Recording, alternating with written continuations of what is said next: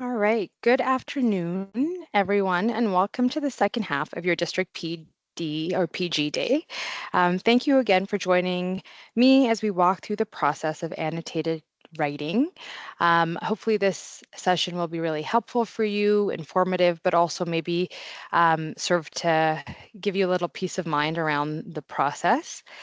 To many of you, the process itself may not be new. However, it is beneficial to review in order to ensure best practice and, of course, to stay up to date on any new items or changes. And for those of you who this is new for, know that it may seem like a daunting task, but hopefully, as you see it laid out step by step, you will feel more comfortable with the expectations and the process. And just know as well that if you do come to any roadblocks in practice, definitely feel free to reach out to any one of the EAL team members to be able to support you through it. You will know that once you do the first couple, you'll kind of get a little bit of a grasp of it. You'll feel a little bit more at ease, like I said, and you may feel a bit more comfortable as well.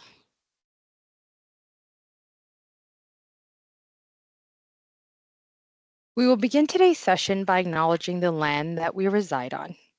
We are blessed to be enjoying such a beautiful fall season, and hopefully, this weekend, you all can enjoy not only quality family time with friends and relatives, but also the opportunity to be outside to take in the beauty that is Calgary.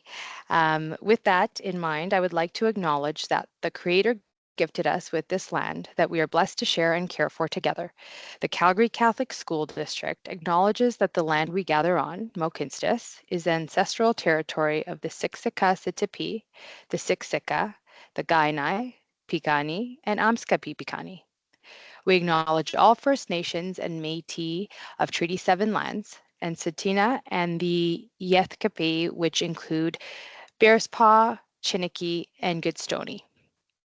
The Calgary Catholic School District commits to advancing reconciliation, guided by truths, respecting treaty laws, and humbly walking alongside First Nations, Métis, and Inuit.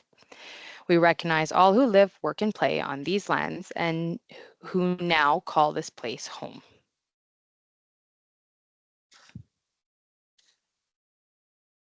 As we continue on with our district faith theme, being thanks be to God for his indescribable gift, I'd like to ask us all to place ourselves in the presence of the Lord. And if you feel comfortable to join me in praying this beautiful prayer that was shared with us by a grade 4 student from St. Jude, you're welcome to do so. In the name of the Father, the Son, the Holy Spirit. Amen. Dear God, I'm thankful for my house and my family. My health is important to me so I can help others. I can be your hands to do good deeds. Thank you for keeping me healthy. I can use my feet to go out and help the poor. I am thankful for all of my friends. They help me when I am hurt and they keep me happy in life. I am thankful to God for making such a beautiful world. Amen. In the name of the Father, the Son, the Holy Spirit. Amen. Okay, and as always with an online presentation or PG session rather, just a review of some of the meeting etiquette. So please have your camera turned off for the duration of the presentation. I will be opening up the presentation for any questions or comments that you have at the end, and at that point you can feel free to turn on your camera. Also, to please keep your microphone muted just so that we don't have any sort of background audio that might be impacting anything within the presentation. The session is being recorded, so please do save any questions you may have to the end.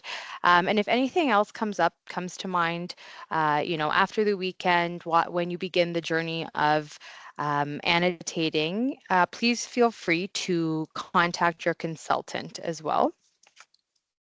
And on that note, this is our English as an additional language consulting team. So each of the consultants is assigned to about 25 schools in the district, but within our portfolios, we also have specialized areas of focus. So you have Kimberly Goosen, whose area of focus is K to 3. Dean Alexander, is focusing on 4 to 6. Kimberly Grunding is now currently focusing on grades 10 to 12, and she is here while Carrie is away on leave at the moment, Carrie Toussaint. Then we have Rebecca Hartwick, who specialized area is grade 7s to 9s. My name is Stacy Itterman, and my focus, just like Dina's, is in Div 2. And then finally, we have Aurelia Aiello, and she is focusing on the English language development classes, the ELD classes, which are both being presented in person throughout the district and online. If you are not sure which of which of the consultants are assigned to your school, you can email any of us and we can share the question or comment that you have. But of course, your CTs at each of your school sites will have a list of your consultants that work with your school.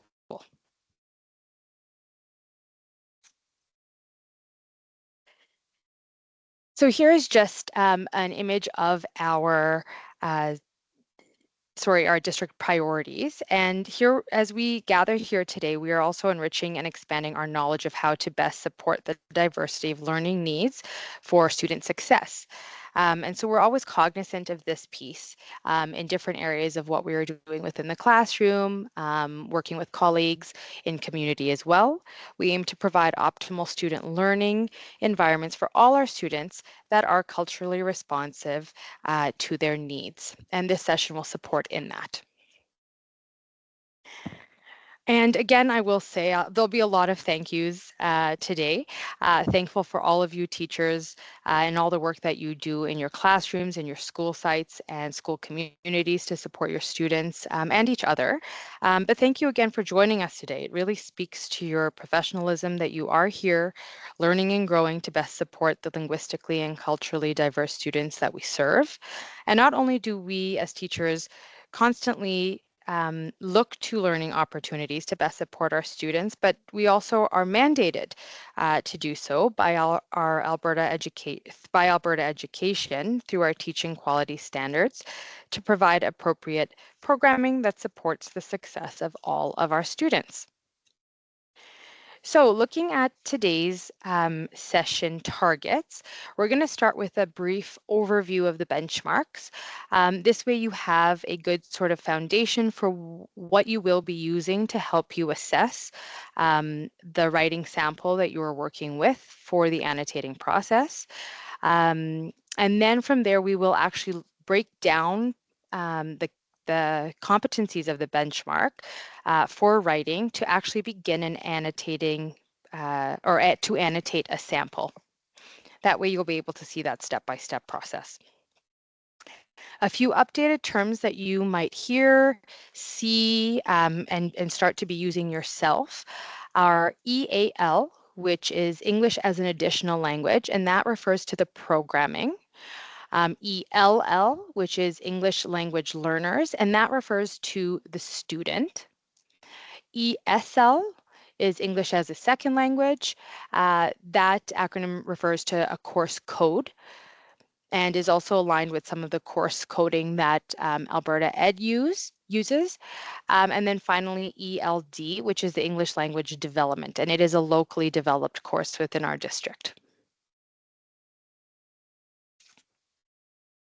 All right, so this might be a slide you may have seen before in some of our presentations, but it really sets the stage for how you will be supporting your EAL students within your classrooms as content area teachers.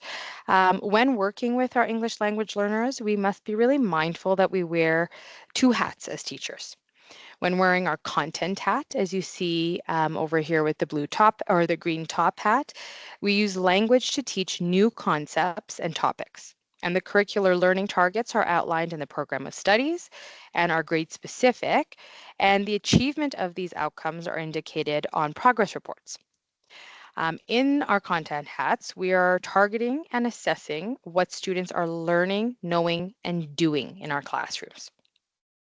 When we switch over, however, to our language hats, we are using concepts taught within class to teach new language.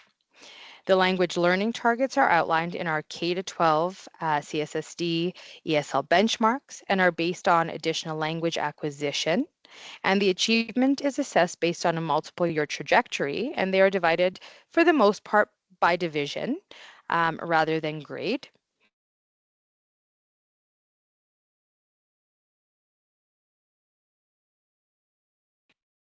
Sorry, I think I muted myself there. Student achievement is indicated by their current English language proficiency levels as identified through assessment on the benchmarks. While wearing our language hats, we are targeting and assessing how students show what they're learning through reading, writing, speaking, and listening.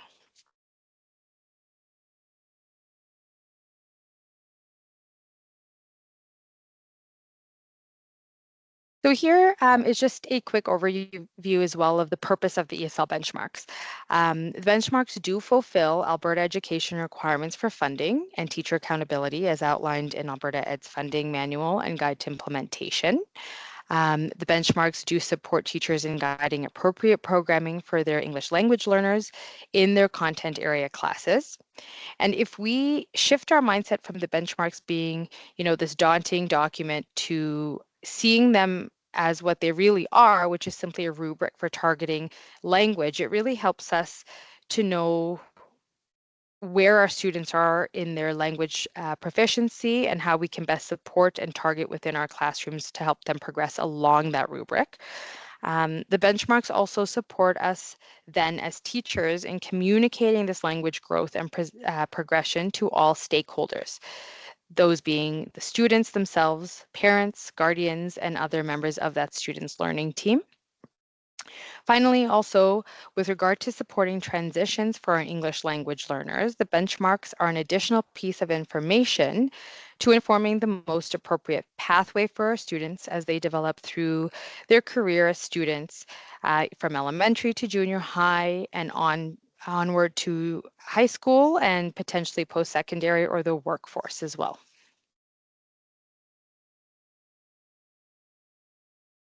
So here is a look at the benchmarks.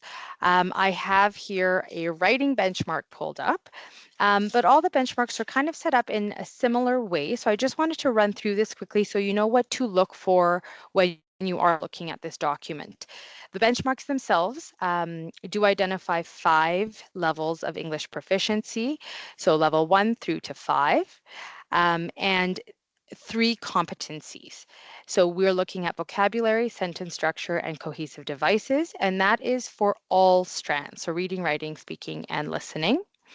Note in red, you'll see at that top, that first arrow there, the level of support or scaffolds required in order for the student to achieve the outcomes within that level.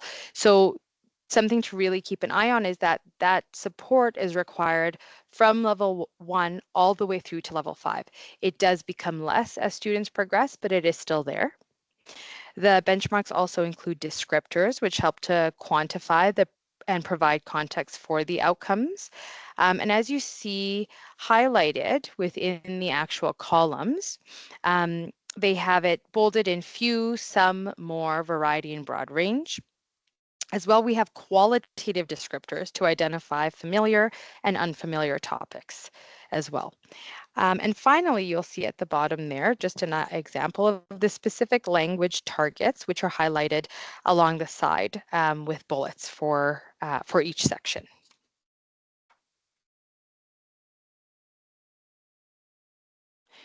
And here you'll see that we do also have on our EPD site, if you haven't visited it yet, the benchmarks with exemplars. So this is, for instance, the writing benchmark, specifically the sentence structure benchmark competency. But as you see below, we've included exemplars, so it will help you get a better understanding of what the language of the benchmarks means and how to kind of assess and target it within your classrooms.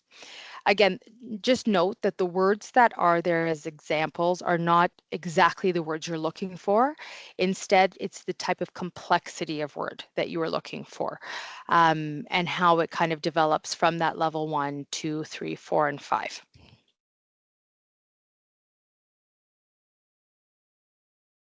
This is something to note. It's a really valuable tool that we have up on our EPD site. It is newer.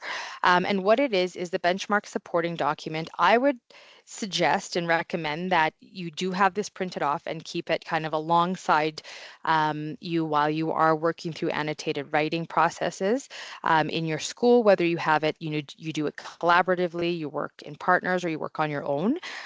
Because what we've created here is we've gone through each language outcome of the benchmarks, provided a descriptor and examples of it.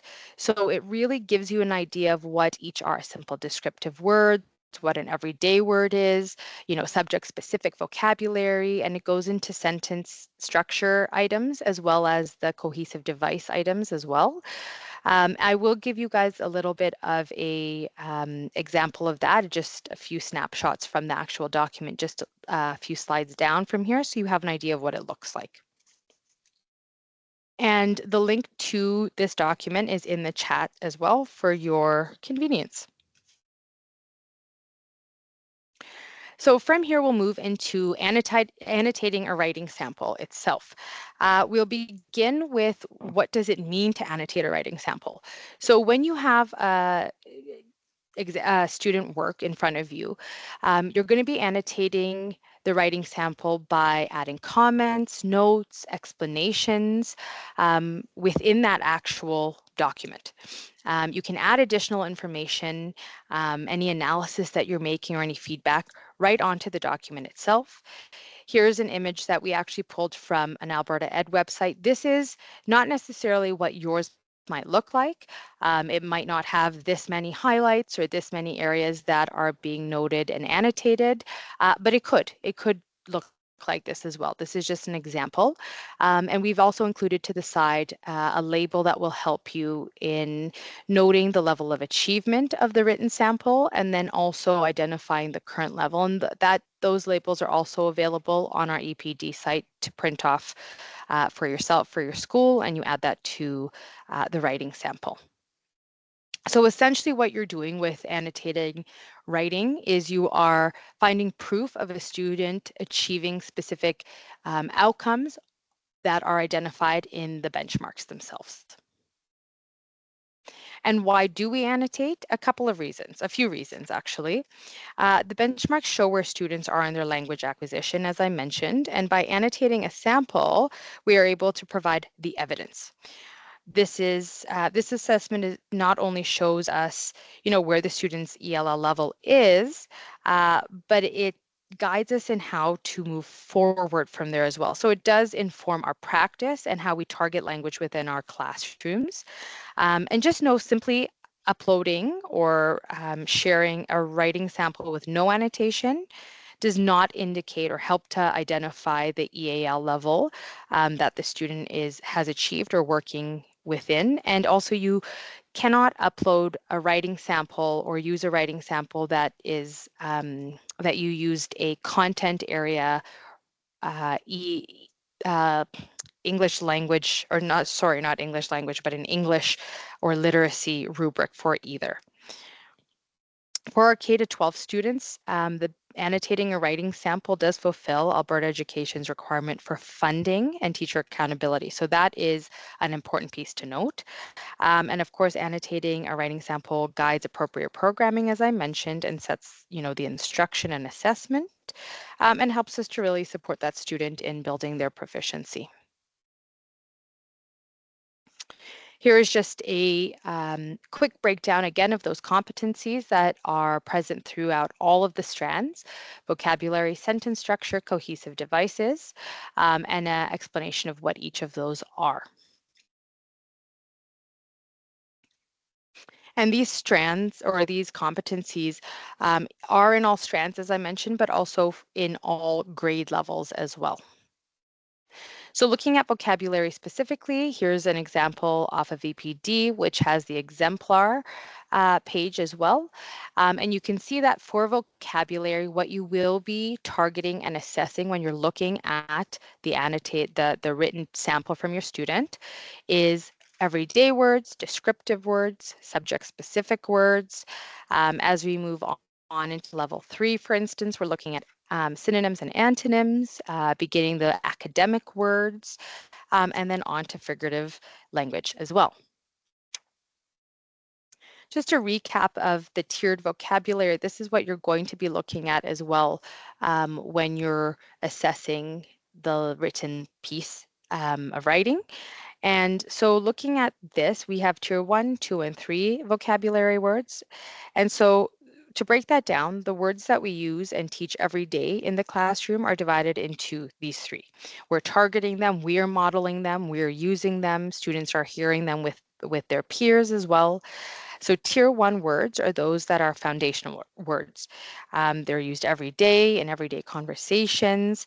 It would be the language you might be hearing students using in the hallway, in the library, in the cafeteria, out on the playground, for instance. Tier 2 words are academic words, and they are found across curriculum in different courses and in different contexts. They're your high mileage words, and I will give examples of those in the next slides. And these words are ones that we really do have to explicitly teach, not just to our English language learners, but to all of our students actually. And finally, you have your tier 3 words that are subject specific words. These are the words that we're going to seldomly be using. Maybe they'll come up, in cycles every couple of years. And they're really only used and focused on in specific units or specific areas of study. So these are the snippets taken from our benchmark document. And so here's an example of the everyday words. They're the tier 1 words. They're words that students encounter daily, such as locker, friend, bus, classes, teacher. Moving to descriptive words, and these are the words again from the benchmarks.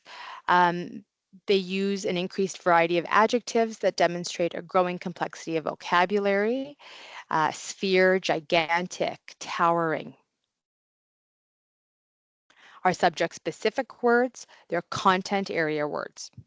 So it would be democracy, photosynthesis, chlorophyll, communion.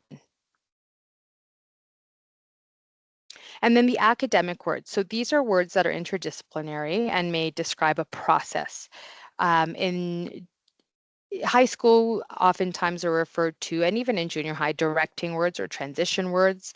And so it's words like compare, summarize, evaluate, establish, demonstrate. And then figurative language. So figurative language uses an ordinary sentence to refer to something without directly stating it to convey a complicated meaning. Clarity, comparison, or create an image in the mind of the reader. So here's an example of that. In the bustling city, time danced with the skyline, weaving through the crowded streets like a skilled ballerina. The rhythm of life, punctuated by the staccato of footsteps and the melody of honking horns, painted a vivid picture of urban vitality. So you can see here, this written piece does include figurative language. Figurative language, of course, is something that does need to be modeled in the classroom, explicitly taught, given opportunity to practice. And know too that, our English language learners, this can be kind of difficult because it is not the exact wording connected to the meaning. You have to kind of go deeper than that, right? So this is the explanation, where the explanation comes in handy to really break it down for actually all learners. It would benefit as well. And then moving into sentence structure. Again, here's the benchmarks with the exemplar section. So we're going to be looking at simple sentences. One idea, okay? Moving into simple compound sentences connecting two ideas or more. You have pattern sentences. Then we're going to be identifying whether the student has incorporated any complex sentences. So with complex sentences, they're more those that, show cause and effect connection in that way. And then variety of sentence structure is also really important because it helps to the reader with clarity, flow, and emphasis.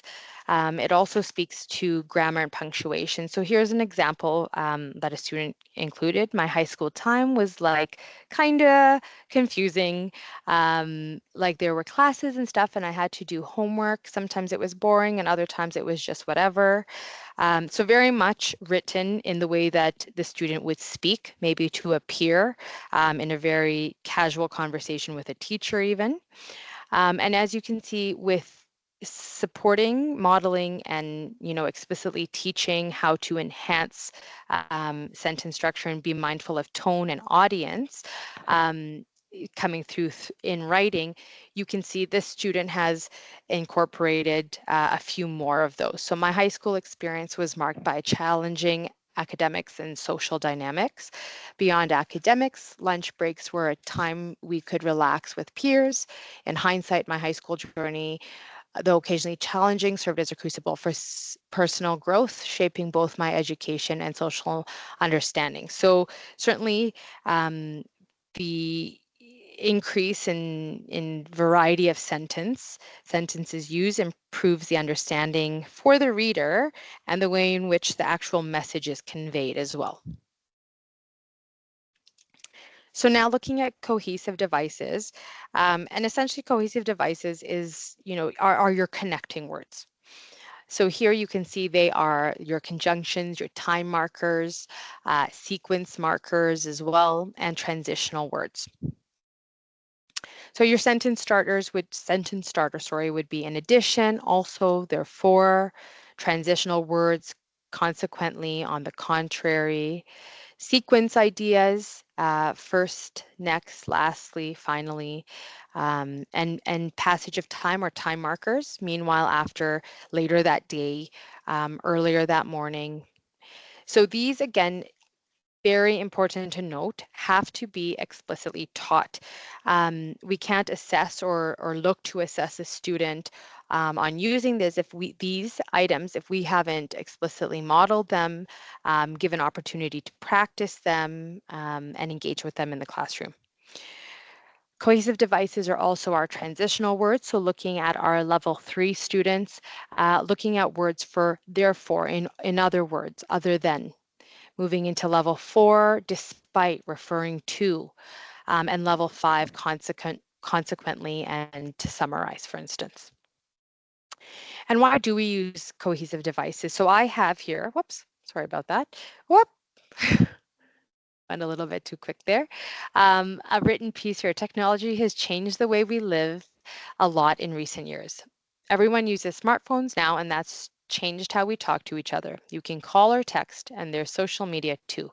So looking at that, and looking forward to, there are potentially some uses of cohesive devices, but if we look here, technology has changed the way we live a lot in recent years. For example, everyone uses smartphones now, and that's changed how we talk to each other. You can call or text, and there's social media too. Also, more people can work from home, which is different from how things used to be. So our cohesive devices really do enhance the readability, they improve flow and clarity, and they strengthen the persuasion of the written piece as well.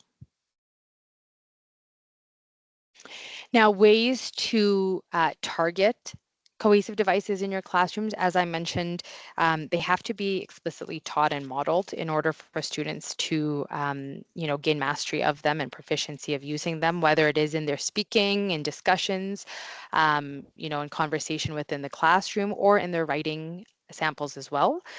So here are a few pieces that we came up with as a team: is cohesive device hunts, routines that are in class where you are having students identify or use sequence words, time markers, connecting sentences, have students prepare a set of cards with cohesive devices and a set of disconnected but related sentences to separate words. And then, they can work together in putting them together in the best way to create paragraphs.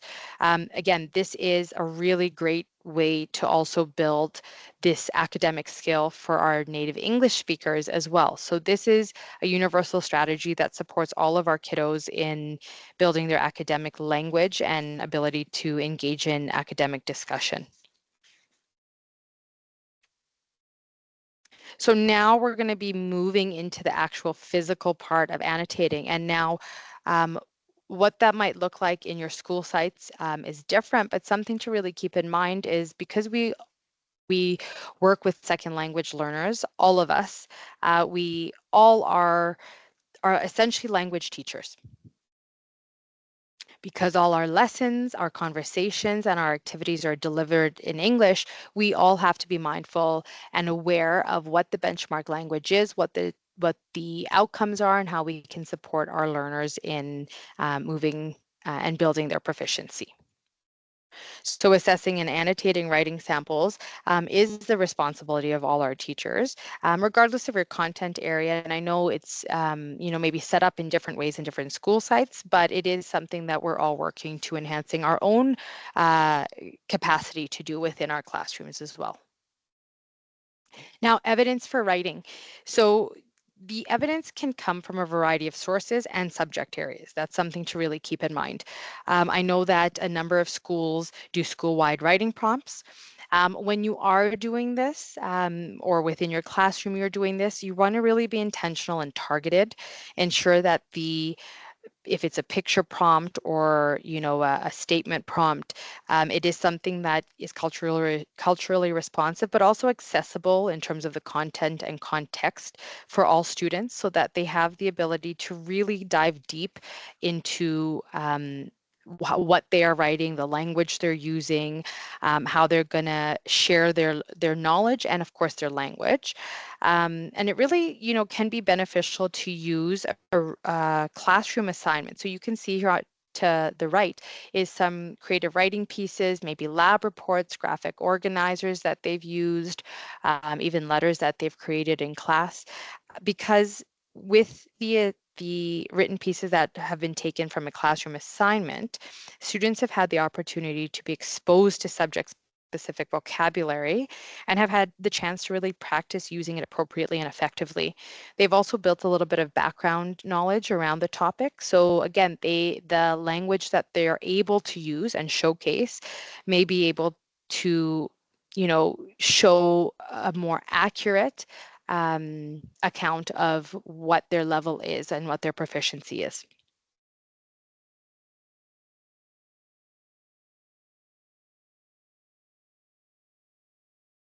Okay, once you have identified which writing sample you are going to use, whether it's as individually or as a school decision, you need to make note of this. This is something new this year. So you have to please ensure that written piece has the following information recorded clearly on a clear spot of the paper, the writing assignment itself. And you have to have the student's first name, the student's last name, the date the actual piece was produced, and the assessor's signature. So that would be your signature.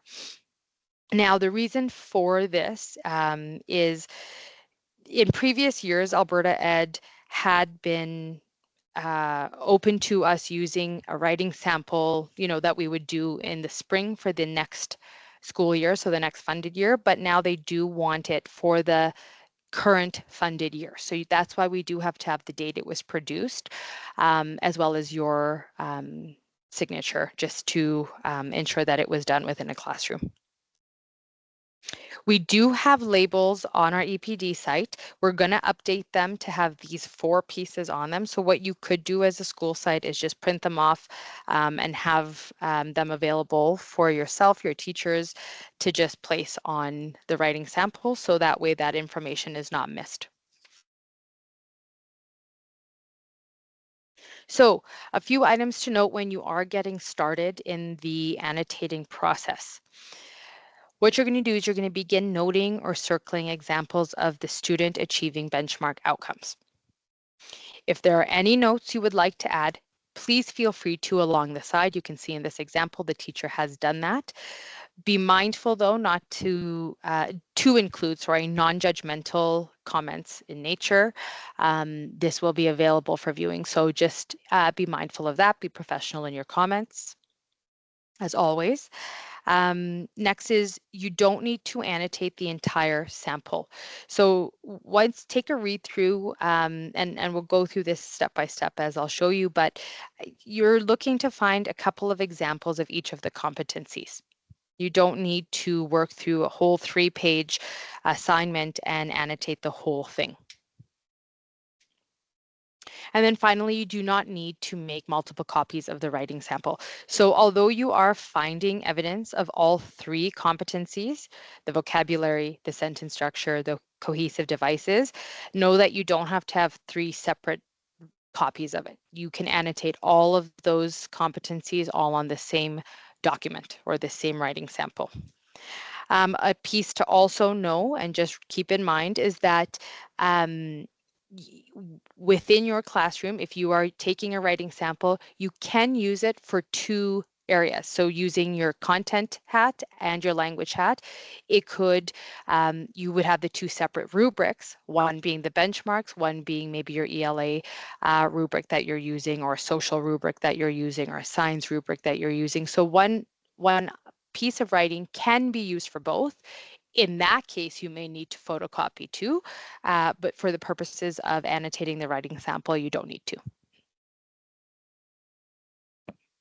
Okay, so getting started here, you're going to start by taking a quick brief read through just to give yourself an idea of context and background as well as the tone of the writing sample. And a good thing to keep in mind is that use the current English language or ELL level as a point of reference for where to begin your assessment. So if a student is a level 3 in writing, start in that area, because that way you kind of have an idea of a reference point. You don't need to necessarily look at level 1 outcomes if a student is a level 3 student. Okay, they've already mastered those outcomes. So this is what we look at. We're looking at vocabulary first. Now I have here the writing benchmark for grade 10 to 12. Know that the benchmarks are broken down for K to 1, 2 to 3, 4 to 6, 7 to 9, and then 10 to 12. So the process that I'll be explaining will be the same in every grade level.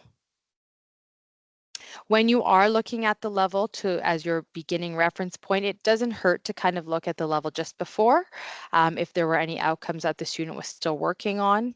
And of course, the level just ahead of it to see if the student has mastered within their own current level, but now are moving into that next one. So here we go. We have a written sample here. What we're going to look at to start is we're going to look for everyday words. So you'll take it, there's the 2 paragraphs here that we're using. I'm going to take a look. Okay, I see person, parents, school. Those are everyday words. Okay, from there, I'm going to look into simple descriptive words. Most. Oh, I see, a bit, new. I'm going to go ahead and start circling them. Then I'm going to move to subject specific words.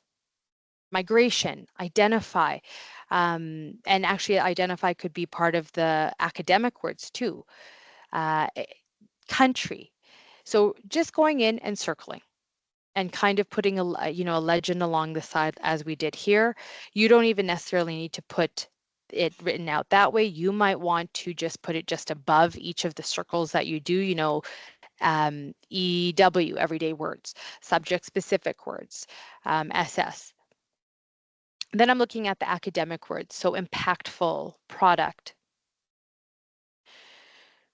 Now, looking at this sample, I've gathered enough evidence, 1, 2, 3 examples of these outcomes, everyday words, the subjects, the simple descriptive, the subject specific, and academic.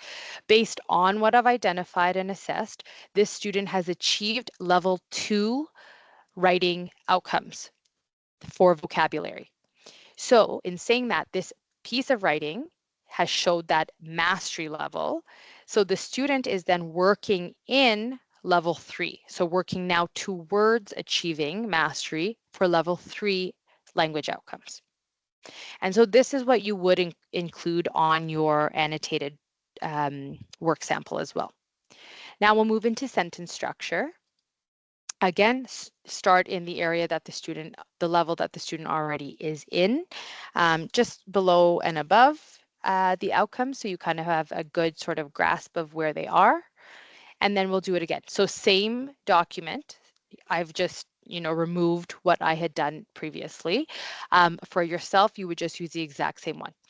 I'm looking for detailed sentences, simple detailed sentences, sorry. Migration is one of the most impactful of my identity. I've underlined it.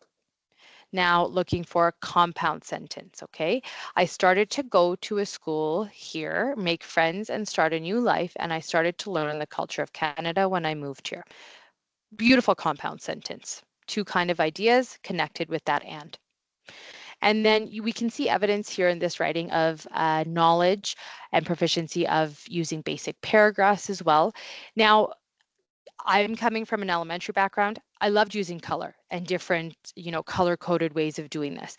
You don't have to do that. You can use however you feel, but it is identifying the different aspects of the benchmarks and, having that legend somewhere on the sheet. So when Alberta Ed is looking at it, if they are assessing it or they're querying it for any auditing reasons, they can see very clearly what evidence was there, how did the teacher collect it or the assessor collect it, and what does it show, what level does it show achievement of within the sample, and what working level that student is in now, working towards what outcomes next. Okay, and then moving into cohesive devices, again, we're same thing. We're going to be looking in level 2, 3, and 4 potentially. Same piece of writing. Now looking at conjunctions. Okay, I'm going to go in and just pick them out. Where do I see the students' use of conjunctions and knowledge of them? Because, and, also, perfect. Time markers, started. Okay, sequence markers, when, first time. Okay, so that gives me an idea of where they're at, and then I refer back to my benchmarks. So what I would do always when I'm going through this process is I have my students' writing samples with me in the middle. To the right of me, I have the writing benchmarks for my grade level.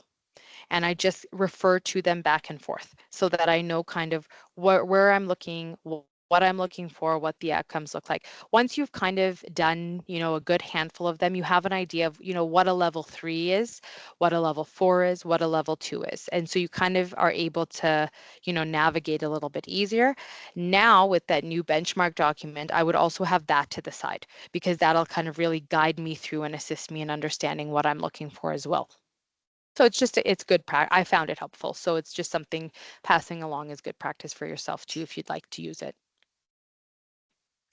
So once you have completed your, finding the evidence within the written sample, annotating that piece, a few items that you need to note. So you're going to place an assessment sticker on a blank section of the student's work. You don't have to place this sticker, of course. We have them available for you. It makes it nice and easy and really clear to read, but you can just simply write this and put the information in that way at the bottom, at the back on a clear side of the writing sample. And you're going to note the achieved level. So the level the student had achieved most of the outcomes within that actual writing sample. Once you've identified that, then you're going to identify the current working level, which is the level they're working towards next. Okay. And again, just a reminder, this year, ensure that you have the student's first name, last name, date the evidence was produced, that writing sample was completed, and your name, the assessor's signature rather, on that writing sample as well, directly on it. A really great tool that I know we've shared in the past as a team and we continue to share is the link to Alberta Ed's resource for student writing samples. So what this gives you is it has it broken down by grade and English ELL level within the grade, so levels 1 to 5, and it just gives you some examples. So you can have an idea of what it might look like, what a grade 3 student's level 2 writing sample might look like. Again, in terms of complexity, not the exact writing piece, not the exact words. And then it goes all the way, into junior high and onwards as well. So you can have that example right there for you, grade 11, level 3 student. Okay. Just note though, Alberta Ed, the competencies that they have are slightly different, but what you would look at when you go into this website is you would just click off the linguistic vocabulary, which aligns with our vocabulary, linguistic syntax, which aligns with our sentence structure, and then discourse, which goes with cohesive devices. And then that kind of will give you the idea of how you could be working through your own writing sample as well.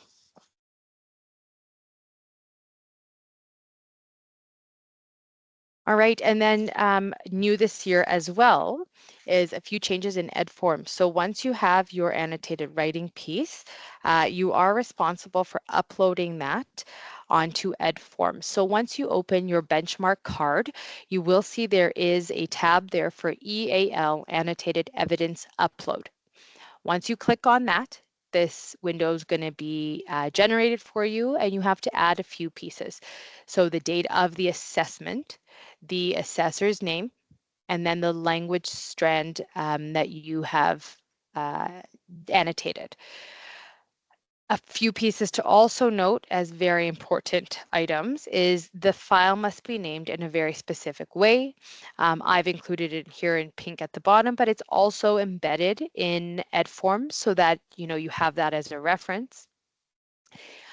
This is a non-passy document. It's identified there for you.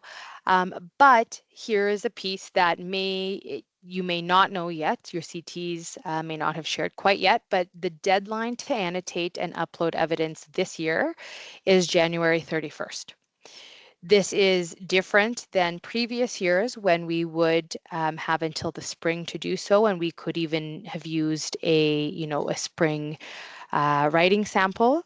Now, the reason for this change is that this year Alberta Ed is requiring that, as I mentioned, the writing sample be from this funded school year and have been gathered prior to their auditing sessions, which happen after January. So knowing this, I know your CTs and admin teams will be planning accordingly for your school site to allow, for the process to be done in the best way that serves the community, the teachers, the students, potentially, beginning this process in November so that there is time for annotating. If you do need to reach out to our team for support to, work alongside you, if you have specific questions, it gives you a little bit of that time. And also another piece to note is because of this change, we are also required to have signatures, parent signatures, whether in person or digitally at that time of year as well. So when this sample of evidence is going up that has been annotated and benchmarks have been updated accordingly, we do need the signature at this time as well.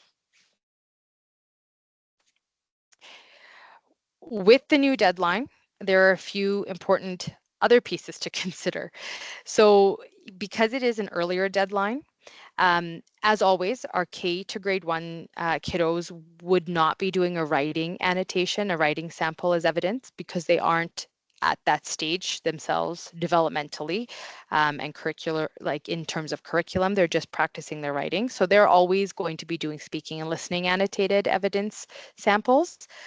But depending on your school community and the needs of your students, your grade 2s may also be in that same boat this year because it is quite early. So you may be looking at collecting and annotating speaking samples for them. Those students actually also in upper divisions may also be candidates for a speaking sample if they have very limited English proficiency and writing skills.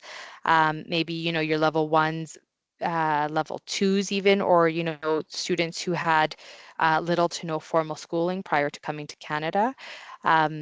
Those can be considerations as well. So here's a few areas where you can gather evidence to annotate a speaking or listening piece. It could be through, oral presentations, role plays, skits, storytelling, retelling within the classroom, supported discussions. And, of course, those would be ones that had been practiced, you've been provided scaffolds for, so they can build language, they can build the skills that they need to be able to engage in those conversations. And then you give the opportunity to assess. And then looking at listening as well, there's, opportunities of following directions. How can we assess and annotate that? Recording information shared orally, asking questions in that way, and then kind of that response. So speaking and listening kind of go hand in hand.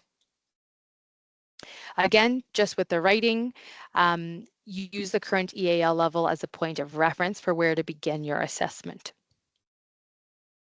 Some tools that we've identified to really help gather the speaking evidence, you could use Padlet.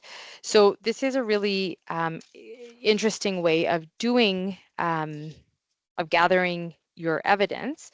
What you could be doing is have a student record a conversation, answering a question, engaging in a conversation through Padlet for your assessment purposes. And, there is in Padlet, there's a limited time that they could record for. But if a teacher poses a couple of questions to the group and then each student in their own Padlet records within a couple of minutes their response, that would be great. I think it would give you a good snapshot. And of course, you can use additional information from your activities within the classroom as well to inform that. This is an example of the annotated benchmarks that we have online as well on our EPD site, where it has areas where you can actually check off areas of mastery for the level, which outcomes, and then also adding any comments or notes from the activity that you used to assess the listening and speaking, and then annotate from there. Another cool tool that you could use is your Notes app, and this is a dictation app. So it does take down, review it. It does, of course, this will dictate the words the student is sharing, and then you could use that dictation to annotate the student's presentation or conversation with you. And then what you can do, as you can see with the image share of the phone, is you can send that recorded text to yourself via email with the little share button at the top, or record an interview, record it at the bottom down there, so you can actually hear the student's voice and the way they're speaking it, and the emotion or anything that they're putting into it, how they're kind of pausing and continuing on as well. Another app that could support you in this is Voice Memo, and it can record the student's voice, but also it has the function to transcribe. So you have a little bit of both. You could use that transcription to annotate using the benchmarks for speaking sitting alongside. So just a few different options. And again, if you have any questions specific to how can I do this, I'm looking at potentially using this and you're not quite sure, just reach out to our team and we're happy to provide some direction. Again, oral presentations are a great place to gather that speaking evidence. And students, the great thing about this is that students have had the opportunity to engage with appropriate vocabulary for the topic of interest and have planned and prepared the items to discuss in the context of their presentation. So, even in that presentation, posing any additional questions either throughout the presentation or upon completion of the presentation would also be a really informative way to assess student speaking and listening skills. And just keep in mind too that when students know and really understand the topic that they are discussing, just as you and I would be the same, they can really dive deeper into the language and may be able to showcase a more authentic and accurate level of their proficiency.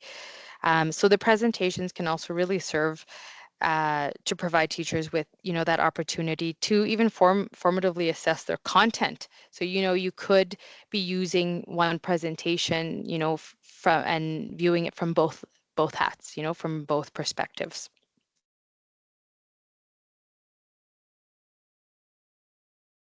Okay, and just as I mentioned, in writing, the samples could come from a variety of content areas. So too, can they come from a variety of content areas for if listening and speaking evidence. Here is an example taken from one of the schools where they completed a phys ed class and used the listening benchmarks to be able to assess and annotate. So you can see they've checked off the areas of mastery for level 2 in vocabulary and one in level 3, but then also added comments and evidence to show how the student did engage in this and how they were able to show proficiency. This teacher also did note on the sample here, or this benchmark, that the student is still working at level 3 based on what their mastery shows and what their working level is. Opportunities to assess listening and speaking skills in another authentic way could be in practice settings. So when students, again, are engaged in meaningful activities, the words that they are able to use and the ways in which they are able to communicate their knowledge and proficiency of the English language might be so much stronger. And they just might be so much more engaged and excited to share. So you might be able to get a better read. So in your performance tasks in your class as well might be good opportunities using those annotated benchmarks that we have online. And then picture prompt. So, the picture prompt, when we hear it, here's an example of one, but not necessarily typical of what we think when we hear the term. So in this picture, you see the teacher has taken an image of an actual center within the classroom that students have been supported through. They engage with every day. They hear the vocabulary modeled. They practice the vocabulary. And again, by using this as the picture prompt, the student may be able to showcase a lot more vocabulary skills because they've had the opportunity to be exposed to them and practice them. They also have the background knowledge. And so when you're asking your questions, you would be kind of gearing it to the level that the student's working within. You can see level 1 here. What do you see? What is on the workbench? Moving into level 2, what colors are the hard hats? And level 3, what is the best thing about the situation, the station? What is your favorite station? And there's not a specific script necessarily. We could, as our consulting team, support you definitely in, starting this process and guiding you in, what your kind of questions you could be asking for each level. But you also want to tailor it to the image that you're asking about as well. But like I said, if you just need a little bit of a starting off support, please don't hesitate to reach out to our team. From here, this is the example of how that image then was annotated and used as evidence, uploaded for Alberta Ed. The teacher noted just with, lines pointing to the different areas, what the students said, identified them as EV, everyday vocabulary, descriptive vocabulary, and then looking at, a few comments that they made, how the student responded to them. And to the side here, they've included the little area that shows that, we're assessing a speaking strand. The vocabulary from this prompt shows mastery of level 2, sentence structure, mastery of level 2, cohesive devices of level 1, and then the overall working level. Once you do have all those pieces completed, just as I mentioned, we do need to gather signatures for this mid-year evidence collection. So we do have those pieces online in our EPD up for you. I have also posted them in the chat, so you can look at how do we share reports with parents and guardians, and how do we gather digital signatures. That might be the way that works best for your school community. In Ed Forms, you will then have to just request the signatures, but also track your signatures just to ensure that you have all of the ones you need. Keep in mind too, you're going to have to send yourself the request to sign because you also have to be part of that learning team to have that signed off. We have been in contact with the gals and team who manage the ed forms and all that, to kind of just have it embedded that if you are creating it, it automatically comes to you. But we're in the queue. So for the time being, just make sure that you are also sending it to yourself to be signed off.